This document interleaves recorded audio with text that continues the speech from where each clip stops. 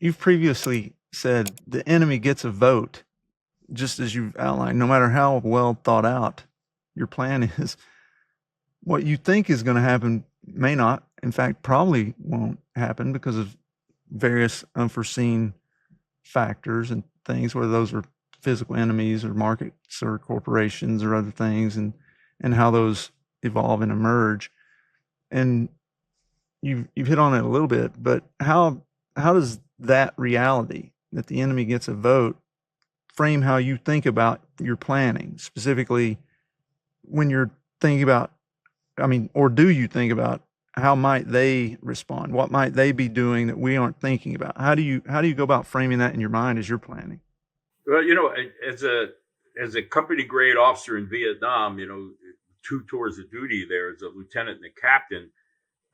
One thing I learned is when you're in a firefight, I had conditioned myself after a number of experiences is to start thinking not only what we intended to do, how we tactically wanted to deploy and deliver fires and maneuver. I was thinking about what's that guy that I'm fighting thinking about.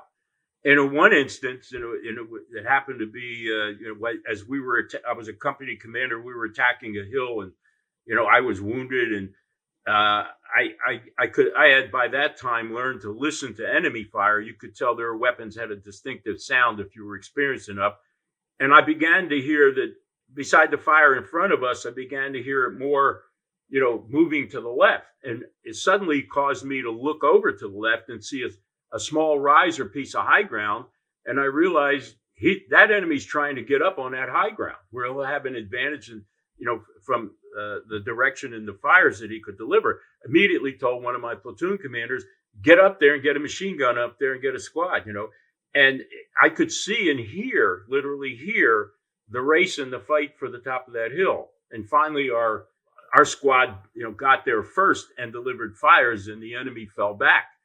So it wasn't a matter of getting myopically focused on what I had to do. That's important, what I thought I had to do.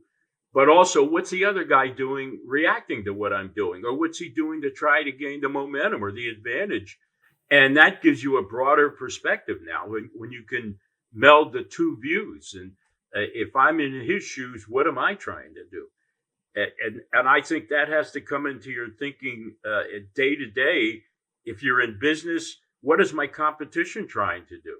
Where are they challenging me? Where are they getting into my signature or my core capabilities? Are they challenging me there? Are they expanding in a different direction that I haven't thought of? So, I know from my business experience, trying to get in the head of your competition and defining your competition is key to being successful. You can't only think of it from your perspective, but what are those guys out there that are trying to compete for my business? What are they trying to do? Yeah. My thought came from when you were talking about this rise in Vietnam and, over there's this opportunity.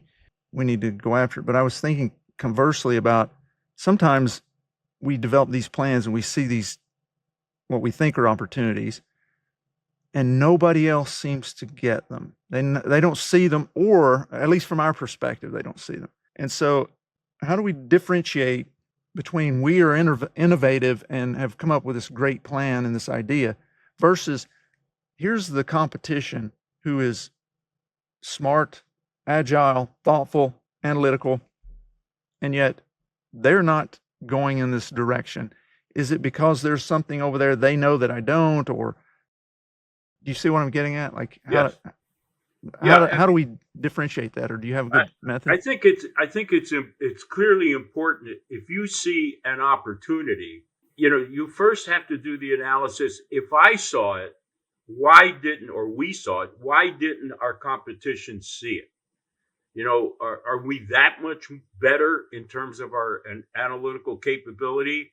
What is the barrier for the competition to take advantage of this? Let's assume they've seen it, but they haven't acted on it. What is the reason? And I think you have to ask yourself that question. To use a military example, when I was a young lieutenant, I was an advisor with the Vietnamese Marines. And one day, I was back with the operations officer, the battalion commander, and the senior advisor were gone. We were just the two of us. We were on a village, just everybody had kind of taken a break. And suddenly this woman came up and said that I know where the Viet Cong are. And, if you could come right away, they're having a meeting. And we gathered up a bunch of troops, because the units were scattered out. And we went off and bigger in life, there was somebody there. They fired at us and they moved and fired at us and we were chasing. Suddenly I get a call on the radio and my counterpart gets a call from his boss saying, "Stop, get your butt back here." And we were just, oh man, we're on them. We're going to get them. So we get called back and we're all kind of upset. We come back and my senior advisor, he is livid that, I went off and chased him. And the Vietnamese battalion commander, this guy was a real hero. He had several silver stars from fights being with the Americans and that had been given to him. He said he wanted to see me. And he told the senior American advisor, "Don't chew him out." He called me and he said, "Why do you think they were leading you on? Why do you think it was so easy? Why did you keep going?" And I said, "Well, we had them. We're advantaged." He said, "If you had them, you know the enemy by now. Don't you think they could have broken contact and scattered? Do you think you were being fished in, maybe to an ambush further on?" And as I thought about it, I said, he's absolutely right. We were being led in. We were so motivated and enthusiastic. We were charging, we were shooting at them. And then it dawned on me, they never broke contact and they never, demonstrated they had the firepower to take us on. It's always like, look, we're just weak and you're chasing us down. And that did not make sense, because they were much more highly skilled and tactical than that. That was the case. They were trying to lead us into an ambush, and we were falling for it, myself and the other Vietnamese lieutenant. So, he said, remember that, it was a great lesson for me. If you see an opening and you go through it and it's easy, or an opportunity and you want to seize on it, you got to ask yourself, why didn't anybody else see this? And is this a real opportunity?